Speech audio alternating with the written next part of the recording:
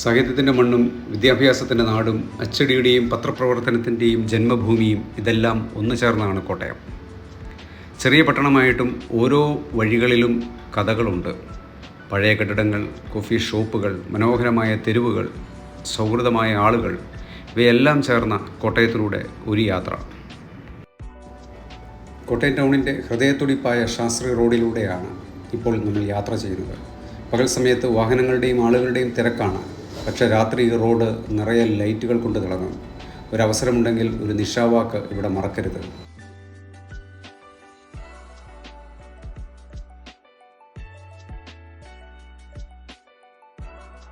ഇപ്പോൾ നമ്മൾ എത്തിയിരിക്കുന്നത് കോട്ടയം ടൗണിൻ്റെ ഹൃദയത്തിൽ സ്ഥിതി ചെയ്യുന്ന മനോഹരമായ ഗുഡ് ഷെപ്പേർഡ് പള്ളിയുടെ മുന്നിലാണ്. 1888 നിർമ്മിതമായ ഈ പള്ളി കോട്ടയത്തിൻ്റെ ഏറ്റവും പഴയതും മനോഹരവുമായ പള്ളികളിൽ ഒന്നാണ്. നമ്മൾ കാണുന്നത് കോട്ടയം പോലീസ് പരേഡ് ഗ്രൗണ്ടാണ്. നമ്മുടെ പ്രസിഡൻറ്റും വിശിഷ്ട വ്യക്തികളുമൊക്കെ വരുമ്പം ഈ ഗ്രൗണ്ടിലാണ് ഇറങ്ങുന്നത്. കോട്ടയം റബ്ബറിൻ്റെ ആസ്ഥാനമാണ്. കോട്ടയത്തെ പ്രധാന കൃഷി റബ്ബറാണ്. റബ്ബർ ബോർഡിൻ്റെ ആസ്ഥാനം കോട്ടയമാണ്.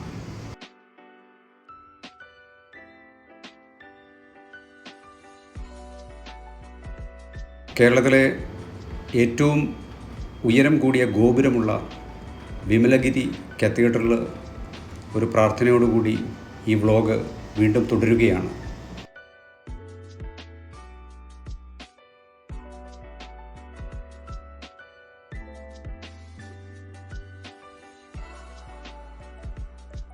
കോട്ടയം TB ഐഡ ജംഗ്ഷനിൽ നിന്ന് ഞങ്ങൾ ലെഫ്റ്റ് എടുത്ത് MC റോഡ് വഴി ഒരു ചെറിയ യാത്ര നടത്തി കോട്ടയത്തിൻ്റെ ചില ദൃശ്യങ്ങൾ നിങ്ങൾക്കായി സമർപ്പിക്കുന്നു.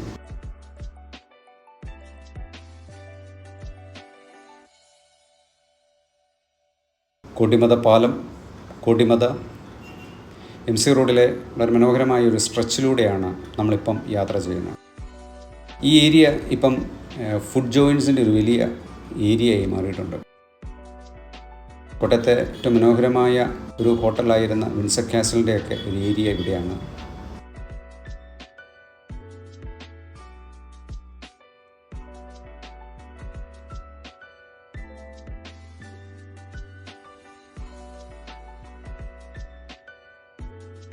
കേരളത്തിലെ 100% സാക്ഷരത നേടിയ ആദ്യ നഗരമാണ് കോട്ടയം. കോട്ടയം എന്ന വാക്കിൻ്റെ അർത്ഥം കോട്ട, അകം എന്നീ രണ്ട് വാക്കുകൾ ചേർന്നതാണ്. മുത്തനാട്, തെക്കംകൂർ ഭരണാധികാരികളുടെ ആസ്ഥാനം ഇപ്പോഴത്തെ കോട്ടയം പട്ടണത്തിലുള്ള താഴത്തങ്ങാടിയായിരുന്നു. തിരുവിതാംകൂർ മഹാരാജാവായിരുന്ന മാർത്താണ്ഡവർമ്മ തെക്കംകൂറിനെ ആക്രമിക്കുകയും കൊട്ടാരവും തളിയിൽ കോട്ടയും നശിപ്പിക്കുകയും ചെയ്തു. കൊട്ടാരത്തിൻ്റെയും കോട്ടയുടെയും അവശിഷ്ടങ്ങൾ ഇപ്പോഴും ഇവിടെ കാണാൻ സാധിക്കും.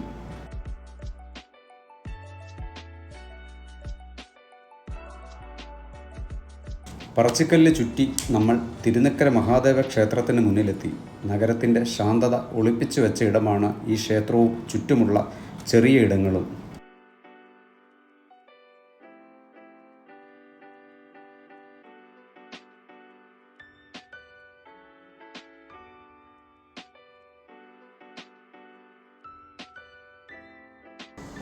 ഞാനിപ്പം എന്തെങ്കിലും പറയുമെന്ന് നിങ്ങൾ വിചാരിക്കും. ഇല്ല, ഞാനൊന്നും പറയുന്നില്ല. ഇത് ഏറ്റവും മനോഹരമായിട്ട് നമ്മുടെ നഗരത്തിന് മാറട്ടെ എന്ന് ആശംസിക്കുന്നു.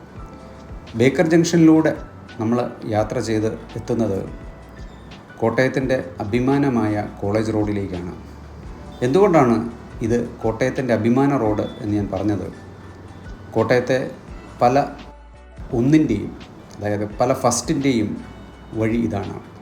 കേരളത്തിലെ ആദ്യത്തെ പത്രമായിരുന്ന ദീപിക, കേരളത്തിലെ ആദ്യത്തെ കോളേജും സൗത്ത് ഇന്ത്യയിലെ തന്നെ ആദ്യത്തെ കോളേജുമായ നമ്മളിപ്പോൾ കാണാൻ പോകുന്ന CMS കോളേജ്. CMS കോളേജിൻ്റെ ചരിത്രം ഇവിടെ വളരെ മനോഹരമായിട്ട് ആലേഖനം ചെയ്തു വെച്ചിട്ടുണ്ട്. അവിടെ കുറച്ച് QR കോഡും കാണാം.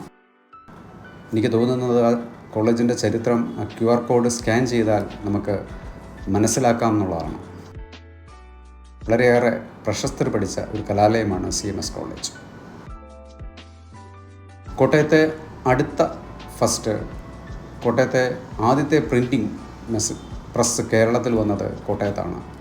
ബെഞ്ചമിൻ ബെയ്ലി കൊണ്ടുവന്ന പ്രിൻറ്റിംഗ് പ്രസ്.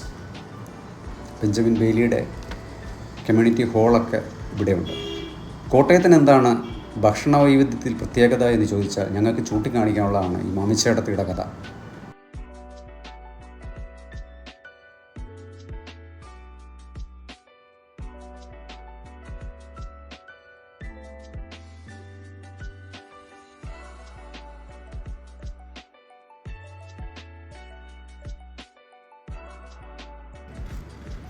അക്ഷരനഗരിയെ അന്വർത്ഥമാകും വിധം അക്ഷരങ്ങൾ കൊണ്ട് കോട്ടയം നഗരിയിലേക്ക് സ്വാഗതം.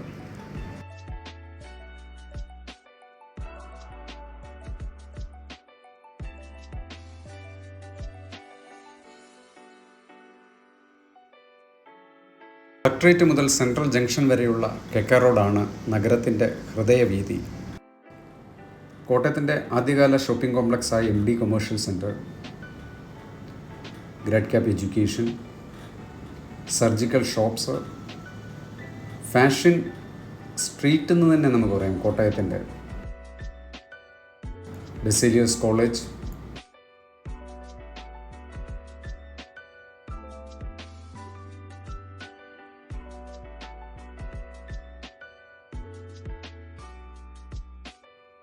BCM college, saint Ann's school, Malayala Manorama,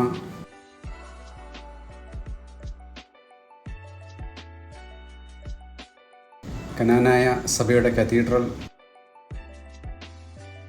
കോട്ടയത്തിൻ്റെ പഴയകാല വ്യാപാര സ്ഥാപനങ്ങൾ, ചന്തയിലേക്കുള്ള വഴി തുടങ്ങി നഗരജീവിതത്തിൻ്റെ സജീവത, ആളുകളുടെ തിരക്ക്, ചെറിയ വഴികളിലെ സാന്ദ്രത എല്ലാമാണ് ടൗണിൽ കെക്ക റോഡ്. ഈ വഴി ചെന്നെത്തുന്നത് സെൻട്രൽ ജംഗ്ഷനിലാണ്. സെൻട്രൽ ജംഗ്ഷനിൽ തിരുനക്കര മൈതാനത്തിൽ നമ്മൾ ഈ യാത്ര അവസാനിപ്പിക്കുകയാണ്. കൂടുതൽ ചില്ലാട്ടത്തിന് ഈ ചാനൽ സബ്സ്ക്രൈബ് ചെയ്യുക. Thank you.